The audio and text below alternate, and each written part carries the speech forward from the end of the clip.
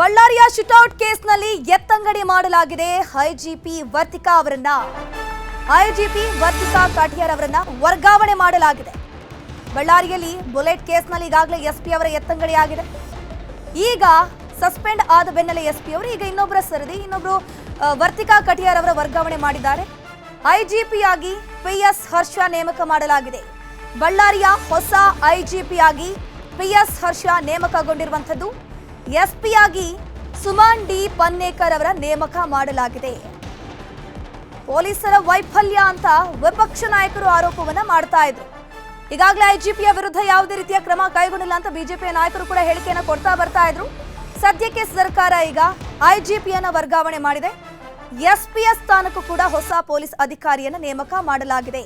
ಸರ್ಕಾರ ಈಗಾಗಲೇ ಆದೇಶವನ್ನು ಹೊರಡಿಸಿ ಆಗಿದೆ. ನಾಗರಿಕ ಹಕ್ಕುಗಳ ಜಾರಿ ನಿರ್ದೇಶನಾಲಯಕ್ಕೆ ವರ್ಗಾವಣೆ ಮಾಡಲಾಗಿರುವಂತದ್ದು ವರ್ತಿಕಾ ಕಾಟಿಯಾರ್ ಅವರನ್ನ. ಯಾವಾಗ ಈ ಒಂದು ಶೂಟೌಟ್ ಪ್ರಕರಣ ಆಗತ್ ನೋಡಿ, ಆ ಸಂದರ್ಭದಲ್ಲಿ ಇಲ್ಲಿ ಪೊಲೀಸರ ವೈಫಲ್ಯ ಕೂಡ ಎದ್ದು ಕಾಣುತ್ತೆ ಅಂತ ಹೇಳ್ಕೊಂಡು ಆಗ ನೇಮಕಗೊಂಡಿದ್ದಂತಹ ಪವನ್ ಅವರನ್ನ ಸಸ್ಪೆಂಡ್ ಮಾಡಿತ್ತು ಸರ್ಕಾರ.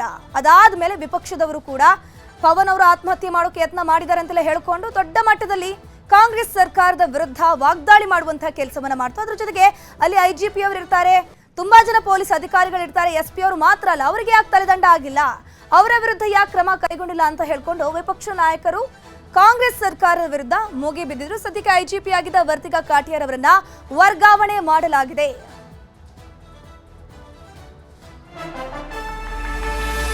ಬಳ್ಳಾರಿಯಲ್ಲಿ ಬುಲೆಟ್ ಪ್ರಕರಣದ ತನಿಖೆ ಚುರುಕುಗೊಳ್ತಾ ಇದೆ.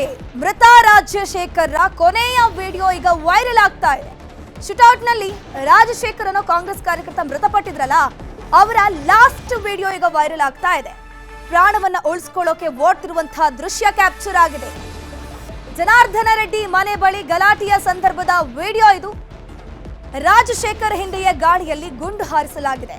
ಈ ವೇಳೆ ರಾಜಶೇಖರ್ಗೂ ಗುಂಡು ತಾಗಿರೋ ಸಾಧ್ಯತೆ ಇಲ್ಲಿ ಗಮನಿಸ್ತಾ ಹೋಗ್ಬೋದು.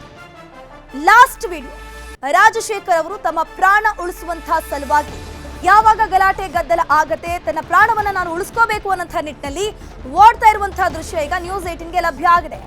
ರಾಜಶೇಖರ್ ಯಾವಾಗ ಓಡ್ತಾ ನೋಡಿ, ಅವರ ಹಿಂದೆಯ ಗಾಳಿಯಲ್ಲಿ ಗುಂಡು ಹಾರಿಸಲಾಗಿದೆ. ಈ ವೇಳೆ ರಾಜಶೇಖರ್ಗೂ ಕೂಡ ಅದೇ ಗುಂಡು ತಾಗಿರೋ ಸಾಧ್ಯತೆ ಇದೆ. ಸದ್ಯಕ್ಕೆ ರೆಡ್ಡಿ ಮನೆ ಬಳಿ ಆಗಿರುವಂತಹ ಗಲಾಟೆಗೆ ಸಂಬಂಧಪಟ್ಟಂತೆ ಮತ್ತೊಂದು ವಿಡಿಯೋ ನ್ಯೂಸ್ 18ಗೆ ಲಭ್ಯ ಆಗಿದೆ. ನೋಡ್ತಾ ಇರಬಹುದು, ರಾಜಶೇಖರ್ ಅವರ ಫೋಟೋ ದೃಶ್ಯದಲ್ಲಿ ವಿಡಿಯೋದಲ್ಲಿ ಕಾಣಿಸ್ತಾ ಇದ್ದಾರೆ. ಒಬ್ರು ದೊಣ್ಣೆಗಳಿಂದ ಹೊಡಿತಾ ಇರುವಂತಹ ದೃಶ್ಯಾವಳಿಗಳು. ಒಂದ್ ಕಡೆ ರಾಜಶೇಖರ್ ಓಡ್ತಾ ಇದ್ದಾರೆ ತಮ್ಮ ಪ್ರಾಣವನ್ನ ಉಳಿಸುವಂತಹ ನಿಟ್ಟಿನಲ್ಲಿ. ಆ ಟೈಮಲ್ಲಿ ಫೈರಿಂಗ್ ಆಗುತ್ತೆ.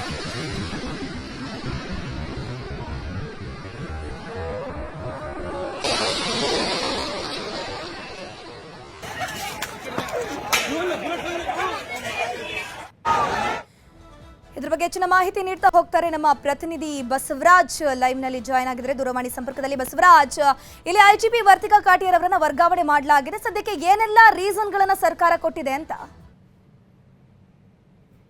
ಧನುಶ್ರೀ, ಬಳ್ಳಾರಿಯ ಬ್ಯಾನರ್ ಗಲಾಟೆ ಪ್ರಕರಣ ದಿನಕ್ಕೊಂದು ತಿರುವನ್ನ ಕೂಡ ಕೊಡ್ತಾ ಇದೆ. ಸಾಲು ಅಧಿಕಾರಿಗಳ ಎತ್ತಂಗಡಿ ಕೂಡ ಆಗ್ತಾ ಇರ್ತಕ್ಕಂಥದ್ದು.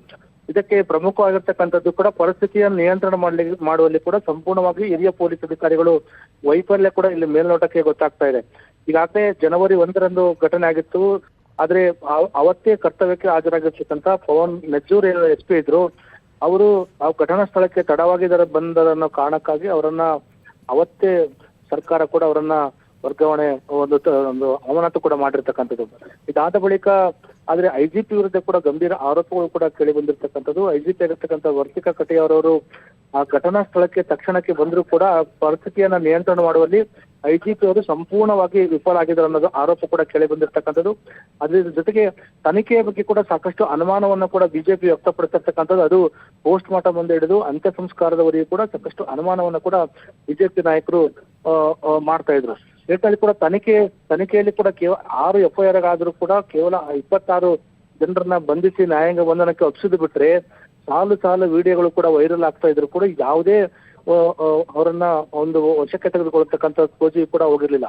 ಇಡೀ ಸಂಪೂರ್ಣವಾಗಿ ಐಜಿಪಿ ವರ್ತಿಕಾ ಕಾಟಿಯಾರ್ ನೇತೃತ್ವದಲ್ಲಿ ನಡೆಸ್ತಕ್ಕಂಥ ತನಿಖೆ ಸಂಪೂರ್ಣವಾಗಿ ವಿಫಲ ಆಗಿರ್ತಕ್ಕಂಥದ್ದು ಕೂಡ ಮೇಲ್ನೋಟಕ್ಕೆ ಗೊತ್ತಾಗಿರ್ತಕ್ಕಂಥ ಹಿನ್ನೆಲೆಯಲ್ಲಿ ಈಗ ಐಜಿಪಿ ಅವರನ್ನ ಕೂಡ ಸರ್ಕಾರ ವರ್ಗಾವಣೆ ಮಾಡಿ ಆದೇಶ ಮಾಡಿರ್ತಕ್ಕಂಥದ್ದು. ಧನಶ್ರೀ, ಥ್ಯಾಂಕ್ ಯು ಬಸವರಾಜ್ ತಮ್ಮೆಲ್ಲ ಮಾಹಿತಿಗಾಗಿ.